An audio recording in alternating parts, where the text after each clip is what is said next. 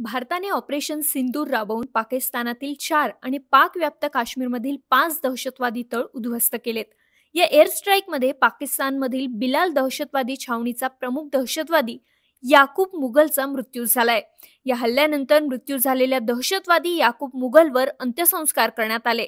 त्याच्यासाठी नमाज ए जनाजा काढण्यात आलाय. अंत्यसंस्कारात पाकिस्तान ISI अधिकारी आणि पाकिस्तान पोलीस उपस्थित होते. सध्या या घटनेचा व्हिडिओ समोर आला असून सोशल मीडियावर व्हायरल होतोय.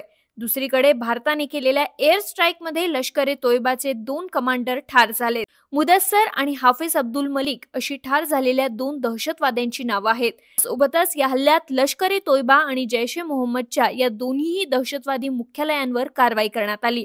या हल्ल्यात जैश-ए-मोहम्मद या दहशतवादी संघटनेचा प्रमुख मसूद अझरच्या कुटुंबातील 14 जण ठार झाल्याची माहिती समोर आली आहे. बहावलपूर हे मसूद अझरचं मूळ गाव आहे. भारताने केलेल्या एअर स्ट्राईकमध्ये त्याची पत्नी, मुलगी, भाऊ-बहिणींसह संपूर्ण कुटुंब ठार झाल्याचं कळतंय.